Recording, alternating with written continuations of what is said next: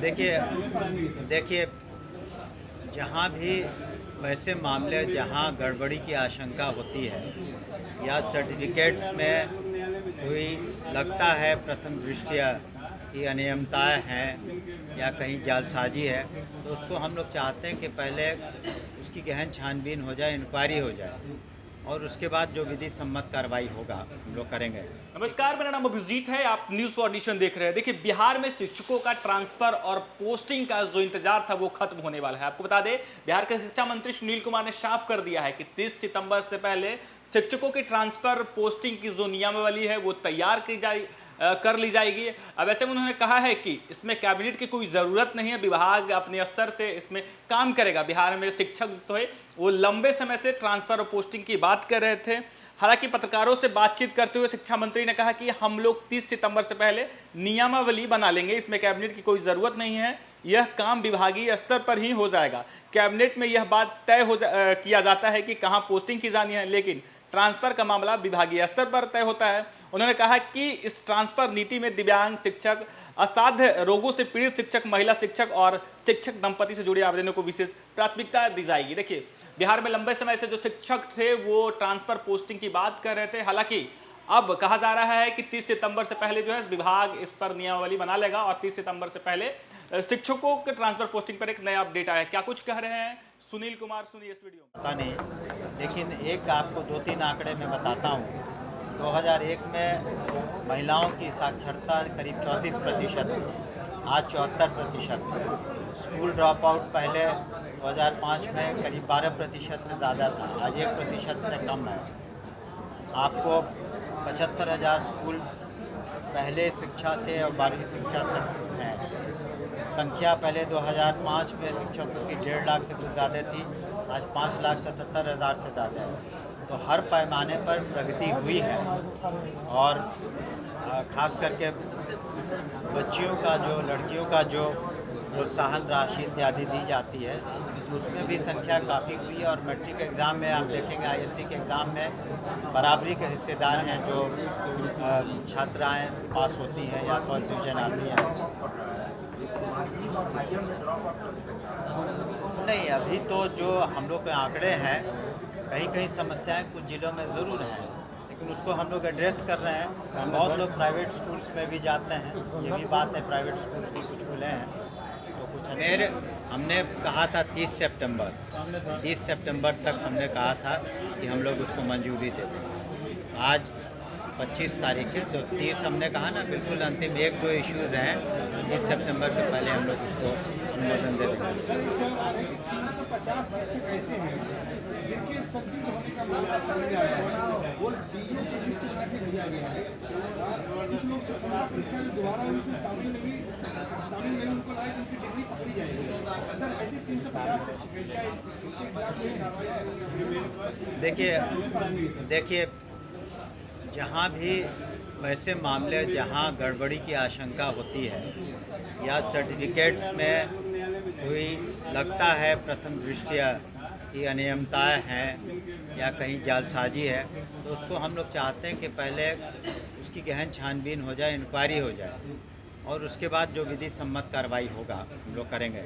लेकिन इतना निश्चित है कि अगर कोई भी शिक्षक या शिक्षिका अगर उसने अपनी नियुक्ति कराई हो कभी भी पंचायती राज व्यवस्था में या किसी भी माध्यम से और बीपीएससी में अगर कोई गड़बड़ी पाई जाती है तो निश्चित रूप से विधि सम्मत कार्रवाई तो होगी ही, लेकिन उसके पहले हम लोग जांच करके आश्वस्त हो जाना चाहते हैं कि वास्तव में ये बातें सही हैं, ताकि कोई निर्दोष व्यक्ति उसमें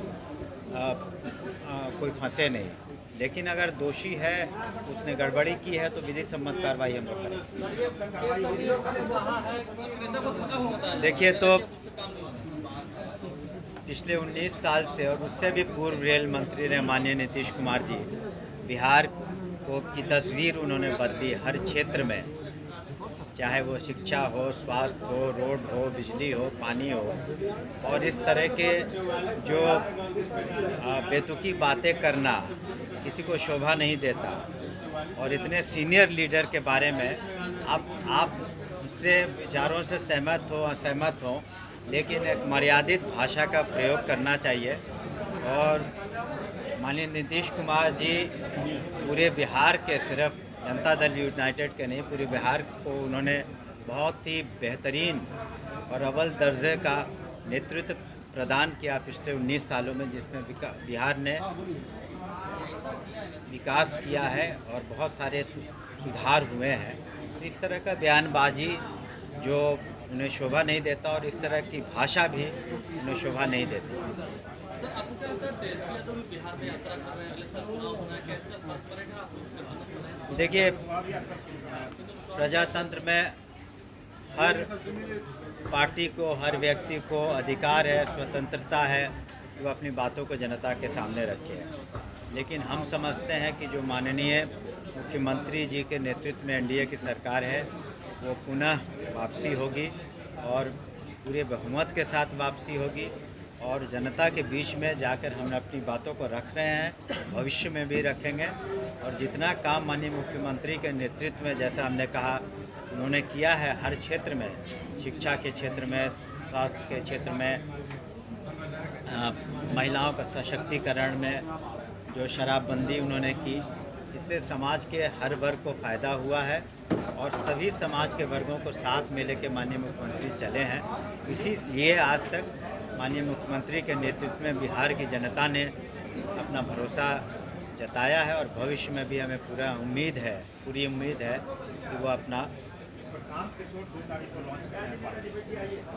हमने कहा ना, प्रजातंत्र में प्रशांत किशोर ही क्यों, कोई भी अपनी पार्टी लॉन्च कर सकता है।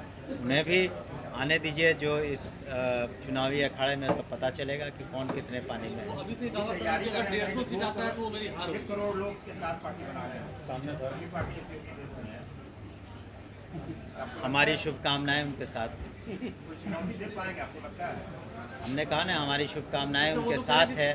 चुनौती तो देखिए, जब इलेक्शंस होते हैं तो सभी पार्टियां मैदान में उतरती हैं, एक दूसरे के सामने होती हैं और जनता मालिक है, जनता जिसको चुनाव करेगी। लेकिन हम लोगों को पूरा यकीन है कि जिस तरह के हमारे पास नीतियां हैं और हमारी जो नीति है माननीय मुख्यमंत्री नीतीश कुमार जी की, वो सब पर भारी पड़ेगी। तो वो कह रहे हैं कि अगर 150 सीट हमें आता है तो मेरी हार होगी। कम से कम 200। अब कौन क्या बोलता है और कौन सा क्लेम करता है, उस पर हम क्या कमेंट करें। उनका जो भी आधार वो कर रहे होंगे, लेकिन हमने कहा कि अंततोगत्वा तो चुनावी नतीजे आपके सामने लगातार रह रहे हैं कई वर्षों से, आगे भी आएंगे और आप देखेंगे कौन कितने पानी में है। देखिए, वो बिल्कुल आप सभी को नमस्कार। न सिर्फ सक्षमता लेकिन बीपीएससी से जो पास हैं, कमीशन से भी, तो वो बिल्कुल अंतिम चरण में है। अगले 2-3 दिन में हम लोग पूरा कर लेंगे और आप लोगों को हमने जैसा कहा था, सदन में भी कहा था कि हम लोग यथासंभव उसको उदार रखेंगे और उसमें जो महिलाएं हैं या जो बीमार हैं या साध्य रोग्य है या जो ऐसी महिलाएं जो सिंगल हैं, तो इन लोगों का विशेष ध्यान हम लोग रखेंगे और कोशिश करेंगे कि अधिकांश जो पिटिशन आए हैं उनको एड्रेस करने का। लेकिन पूर्व में भी हमने कहा है कि जब भी कोई नीति बनती है, कितनी भी उदार हो, हम लोगों ने सभी, जैसे कि फॉर एग्ज़ाम्पल जो लोग रिटायरमेंट के बहुत नज़दीक हैं, तो उनका भी ख्याल रखना है। तो सारी बातों का लेकर के, चूँकि संख्या बहुत है, लाखों में है, तो हर एक व्यक्ति की समस्या को एड्रेस करना मुश्किल होगा। लेकिन हम समझते हैं कि जो हमने शब्द उदार का इस्तेमाल किया, उसमें अधिकांश लोग संतुष्ट होंगे। और आपको ये भी बता दें कि पिछले कैबिनेट से भी ये पास हो चुका था, जो अनुकंपा के मामले थे, तो उसमें 6000 से ज़्यादा पोस्ट का स्वीकृति मिल गई है। उसको भी हम लोग वर्कआउट कर रहे हैं कि किस तरीके से अनुकंपा आधारित जो मामले थे उसका निष्पादन हो सके और वैसे जो उनके कैंडिडेट हैं जो अनुकंपा की नियुक्ति के लिए क्वालिफाई करते हैं, उनका हम सही इस्तेमाल कर सकें। नहीं, उसकी आवश्यकता इसमें नहीं है। ये विभागीय स्तर पर हो जाएगा।